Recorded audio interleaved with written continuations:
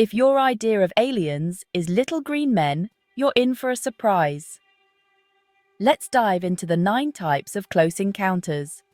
First, you've got the first kind, seeing UFOs in the sky. The second kind leaves physical traces, like crop circles. Third kind, meeting the pilots. The fourth kind involves abductions. Fifth, actual communication. Sixth, brings injury or worse. Seventh, hybrid beings. Eighth, alien colonization. And ninth, when we become the extraterrestrial by traveling to other planets. Ready to join the Galactic family? Greetings, my sisters and brothers. My name is Zena, and I am here to speak to you today about Earth humans joining. Back on with the Galactic family again. Many are called, but few are chosen. There's about to be a big shift on your planet.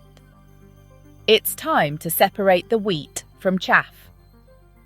Whose fan is in his hand, and he will thoroughly purge his floor and gather his wheat into the garner. But he will burn up the chaff with unquenchable fire. There will be a lot of people that won't make the great shift. They will be left behind in this hologramic cycle of the third-dimensional construction. These are the people who made fun of extraterrestrial existence. Some of them are reptilians in human skin, trying to keep the children of the Elohim from going past them in brain capacity. All demons will be casted down to a lower dimension. Yes, UFOs and aliens are real, and they have been visiting Earth throughout human history. Some other names for them are the gods, Elohim, Neteru, ETs, angels, and many more. If they're bad guys, some people call them demons. They're even here today. Some have bases on Earth, and some walk amongst you every day, blending in and shape-shifting. They're vastly more advanced than you. A few decades ago, belief in intelligent life outside of Earth, aliens, was still more often ridiculed than not. Today, it's a very different story. It's more absurd to not believe in it. Billions of sightings and billions of abductions around the world. As your understanding of other planets, the solar system, and the universe grows, you are collectively realizing that intelligent life simply must exist outside of Earth. But even though attitudes are changing, there's still a fair way to go until sincere, open discussion in the mainstream becomes the norm. People deserve to know the truth, and the Young Elder TV has been helping to spread and act upon the truth about UFOs and alien life since 2009. You may be finding it difficult to uncover the truth on this subject with the government cover-ups and fakes. But if you're hungry for the truth, then don't give up. If you've taken to truth and you're searching for truth, you will find it. That's the law. You'll find it. When you do find it, it is your opportunity to become a better, wiser person. Listen on and discover the truth about UFOs and alien life, and most importantly, the spiritual implications. UFO literally means unidentified flying object, and could refer to anything that meets that description, but the term is now often used to refer to alien spacecraft. These craft are also referred to as flying saucers, cigar-shaped objects, or unidentified aerial phenomena, UAP. Of course, many objects first thought to be alien spacecraft turn out to be other things. But there are still some that simply can't be explained by conventional means. Keep in mind, since 1935, your government has been collecting these crafts, taking them to hidden underground facilities for research. So, some of these crafts being seen are government testing. Some people have had spectacular sightings, clearly seeing a craft, and occasionally even extraterrestrial beings. But most sightings are limited to seeing distant lights in the skies, usually witnessed by one person or just a few. Occasionally, larger numbers of people have the same sighting, such as the Phoenix Lights in 1997, which were seen by thousands of people. There are many things that can make people think they have seen an alien spacecraft when they actually haven't, such as satellites, planes, and sky lanterns, sometimes known as Chinese lanterns. However, some UFOs display very unusual behaviors that don't fit with these, or indeed with any known terrestrial technology or phenomena, such as extreme speeds. Apparently, impossible changes of direction, speeding in one direction and then suddenly changing to another at a sharp angle without any slowing down. Blinking in and out, as though a light is being switched on and off. Some people have had a closer view of a UFO, and these sightings often result in descriptions of craft similar to the one below. Bob Lazar has not only seen these and other types of craft, but has even been inside some of them. His descriptions show there is no doubt that they have far superior technology to anything created on Earth. Of their ability to suddenly change direction at high speed, Bob Lazar says, "They are propelled by a magnetic, gravity and electric devices, which exerts an equal thrust upon every atom of substance within the ship, thereby cancelling out any effects of gravitational weight which may be caused by high acceleration within the gravitational pull of a planetary body." Of their ability to become invisible, he says, "Some vessels from interplanetary parliament can be dematerialized at will by their operators and the vibratory octave of their existence so changed as to become invisible to our eyesight. The phenomena have been noted on numerous occasions by aircraft which have been pursuing these flying saucers. Invisibility can also be brought about in another way. At times, the operators of scout vessels and motherships choose to rotate the streams of photons around their craft in a 360-degree arc, thereby rendering themselves invisible to the ordinary eye. Why are aliens visiting Earth? The answer is surprisingly simple. They want to help us evolve. Being far more advanced than people on Earth, they have a tremendous amount to offer us. And they passionately want to see us realize the spiritual potential within us. The problems we face on Earth are, at least for the most part, caused by our own actions. All our thoughts and the desire to help others exists within all of us in one way or another, however deeply buried it may appear to be. Perhaps you felt this desire but weren't sure where to start. Fortunately, the Cosmic Masters have a plan for the enlightenment and salvation of humanity, and we can all play a part in these actions affect our karma for better or for worse. The Cosmic Masters are only able to help us as much as the law of karma allows, and this is why UFOs have not landed more openly. One of their key messages is that things would be so much better on Earth if we heeded their advice and lived a more spiritual life in accordance with the natural, all-pervasive laws of the universe. As well as giving spiritual teachings, the Cosmic Masters have also gone out of their way to assist us in other ways, including providing us with sources of much-needed spiritual energy which would not otherwise be available to us. The real crisis on Earth is the lack of spiritual energy, a situation created by humanity. And if we put this right, then the other problems we face would cease to exist. The 9 types of close encounters. In ufology, a close encounter of the first kind, CE1, refers to the visual sighting of an unidentified flying object, UFO, at a distance of less than 500 feet, 150 meters, with a clear, observable angular shape and detail. It's a classification system developed by astronomer J. Allen Hynek for categorizing UFO encounters. Here's a more detailed explanation. Visual sighting, a CE1 encounter, involves seeing a UFO with the naked eye or through binoculars. Proximity. The UFO must be close enough to be observed in detail, typically within 500 feet, 150 meters. Detail. The sighting should allow the observer to discern the shape, size, and other features of the UFO. No physical evidence. Unlike close encounters of the second kind, CE1 encounters don't involve any physical evidence or traces left behind by the UFO. Close encounters of the first kind, the second kind, the third kind, and etc. The ways we have to describe a UFO encounter. The close encounters of the first kind. And these types of encounters occur when human beings see and observe sightings of UFOs or crafts in the sky or in space. You spot something in the sky and it leaves no evidence.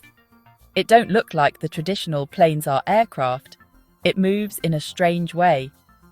In the book of Ezekiel, he had a close encounter when he seen one of the Anunnaki ship.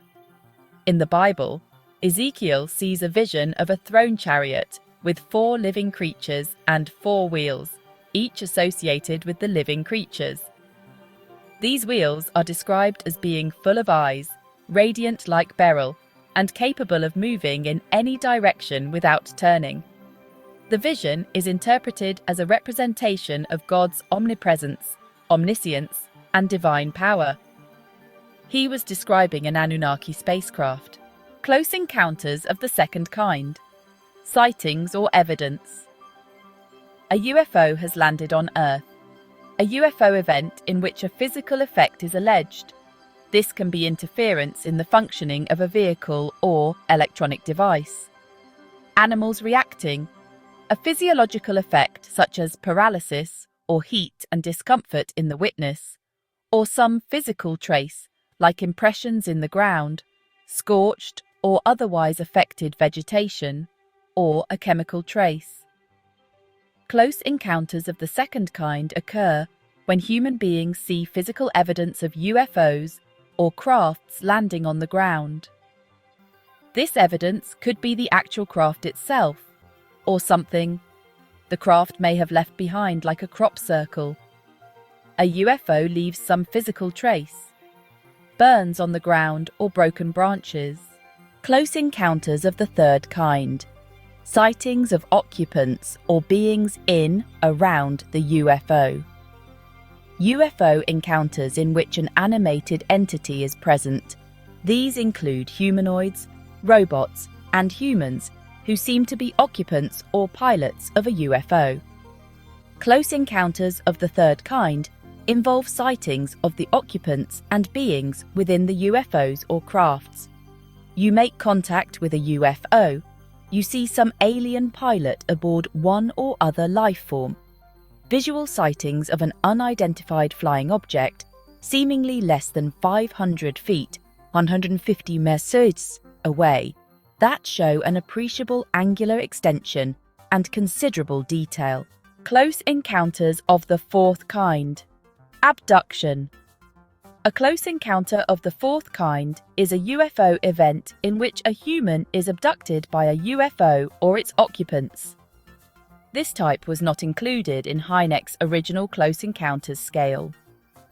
Hynek's former associate Jacques Vallée argued in the Journal of Scientific Exploration that the fourth kind should refer to cases when witnesses experienced a transformation of their sense of reality, to also include non-abduction cases where absurd, hallucinatory, or dreamlike events are associated with UFO encounters. The film The Fourth Kind, 2009, makes reference to this category. Close encounters of the fifth kind. Contact. Close encounters of the fifth kind. CE5. As stated in Valley's Confrontations, 1990, a close encounter of the fifth kind is where an alien abductee receives some manner of physical effect from their close encounter, typically either injury or healing. Several years after Valley's classification updates, some preferred that a close encounter of the fifth kind instead refer to human-initiated contact with extraterrestrial life forms or advanced interstellar civilizations. claiming direct communication between aliens and humans. This alternate interpretation of what a close encounter of the fifth kind should represent has been attributed to Stephen M. Greer.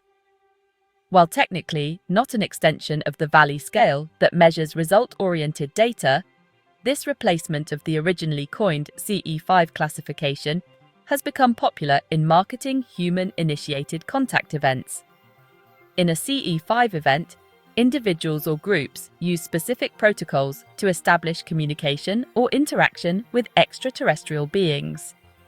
These protocols primarily involve the use of contact meditation and use of sounds or signals. Close encounters of the fifth kind are also referred to as human-initiated close encounters. Close encounters of the sixth kind, UFO incidents that cause injury or death. This is the encounter used to describe a sexual encounter between a human and an extraterrestrial species.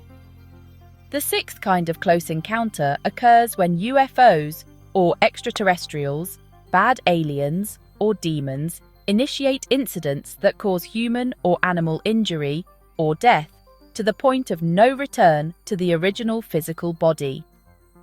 Close encounters of the seventh kind.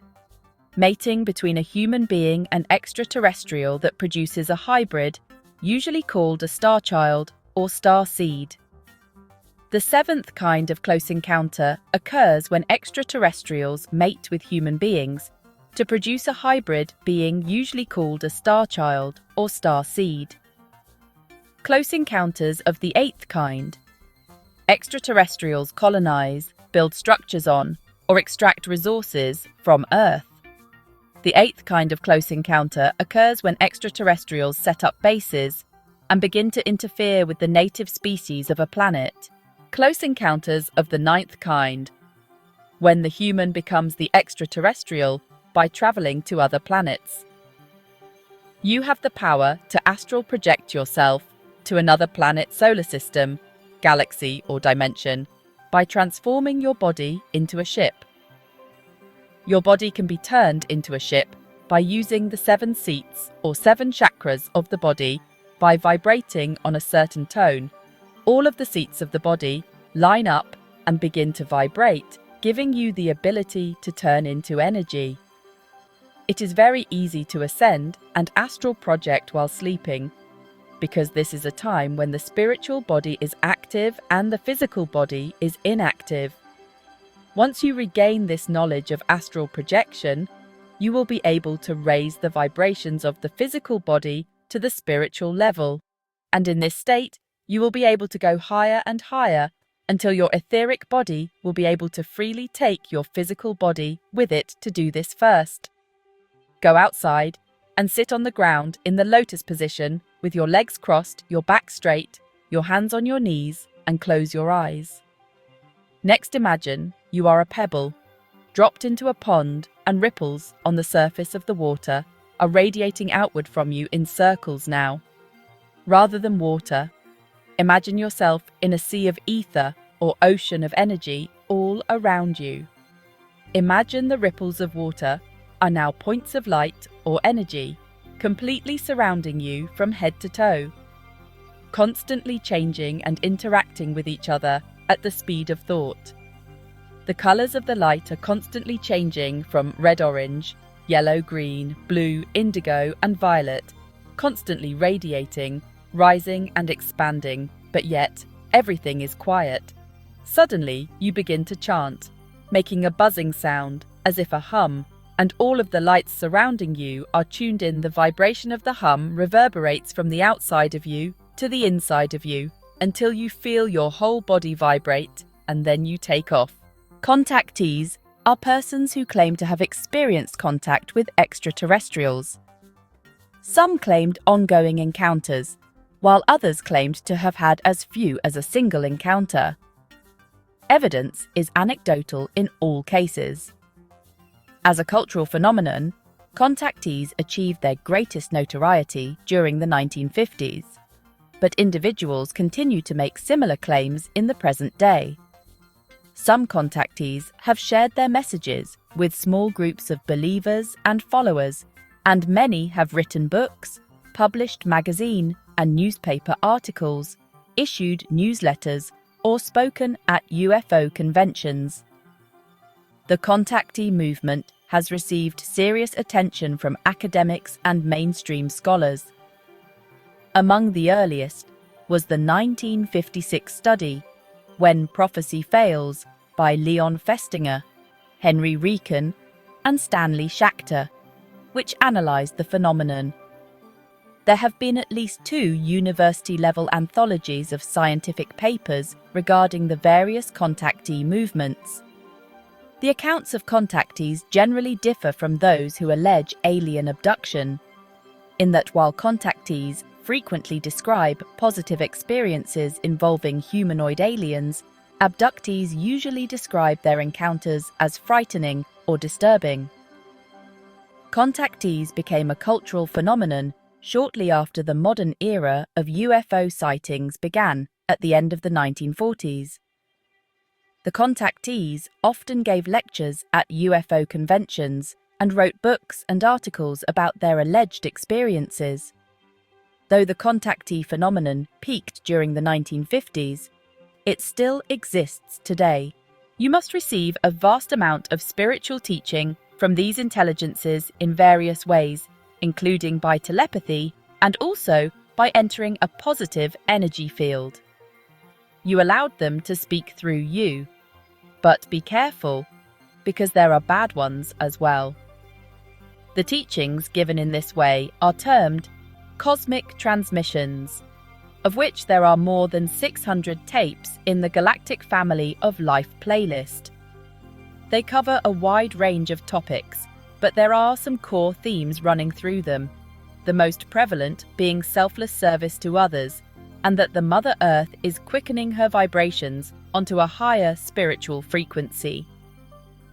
The spiritual teachings about UFOs on this YouTube channel have come either from Dr. Malachi Z. York EL directly, or from the messages that the young elder has channeled from cosmic masters who live on the higher realms of other planets, as well as ascended masters and unascended Earth people living on the higher realms of Earth. Throughout creation, life can exist on different levels of vibration. So, while NASA may be searching for extraterrestrial life as we know it on the planet Mars, they're looking on the same level of vibration as we exist on Earth today, this physical plane. If NASA were able to travel to the higher levels of vibration on Mars, then they would find a planet full of advanced life. A master of yoga could consciously leave their body and project to another planet. If they did this and travelled to Mars, they would be able to see the advanced life there. This higher plane of existence is still physical, but is a higher form of physicality than our physical senses or our science can currently detect. Life on other planets in our solar system not only exists, but is intelligent and highly advanced, far more advanced than life on Earth. The most advanced planet in our solar system is Saturn. On this planet, the most evolved intelligences are known as the Dinners. Like other civilizations throughout the solar system, they live on higher planes of existence than we do. The Dinners are responsible for the evolution and enlightenment of life throughout the solar system. The Dinners are an old family of the Anunnaki. The advanced beings from other planets in our solar system are known as cosmic masters, and some of these intelligences have visited Earth. Some have even been born as a human and lived in a physical body just like us, in which case they are called an avatar. For example, the Master Yeshua and the Lord Buddha were avatars, and both came from the planet Risk, and the Lord Krishna came from Saturn by way of the planet Nirvana. References to UFOs can be found in religious texts such as the Bible and the ancient Vedas. In fact, arguably the most famous UFO sighting of all time is in the Bible, the Star of Bethlehem. Traditional religion has held back this truth, but there are signs of a change. In 2008, the Vatican's chief astronomer said, Just as there is a multiplicity of creatures on Earth, there can be other beings, even intelligent, created by God. This is not in contrast with our faith, because we can't put limits on God's creative freedom. And why can't we speak of a brother extraterrestrial? It would still be part of creation. While cosmic masters may, at times, look like us, or at least broadly similar to us, they think in a completely alien way. The beings on other planets in our solar system do not fight and scheme against one another. Murder, theft, racism, greed, cruelty, war, etc., commonplace on Earth, are entirely alien to them. Their whole outlook is one of selfless compassion based on an understanding of universal oneness and cooperation with the natural laws, which are God. The cosmic masters have provided spiritual truth regarding many aspects of life. You can explore other areas of their key teachings in our discovery guides, enlightenment, and how we can realize that God is all, not a person. We must do a good service to others and find out how we can help the world. We must understand the true God, which is the universal mother, and the meaning of life, which is love itself, prayer energy, and how to make your prayers really work. The Mother Earth, the great conscious entity whose vibrations are rising, karma and reincarnation, intuition and psychic powers, which are the birthright of everyone, spiritual healing as a way to convey healing energy to others. Above all, service is the core of their message, and it is service that is at the core of the Young Elder TV's activities. The Young Elder's motto is, "Truth must be told," a direct quote from the Honourable Elijah Muhammad. You can send out your love to help heal the world. Everyone can cooperate with the cosmic masters. It's not an exclusive club that you need money or power to belong to. It's one that is open to all. We need more love energy in the world. Specifically, we need spiritual energy. Some people talked about the only crisis on Earth being the spiritual energy crisis, and that if we solve this, then we can solve all other crises. You can begin helping to solve the spiritual energy crisis quite simply, right now, wherever you are, with the power of prayer. We recommend a series of blessings and prayers known as the 12 blessings. Thanks for tuning in. Be sure to hit that like button and subscribe button. Hit that like, and thanks for watching.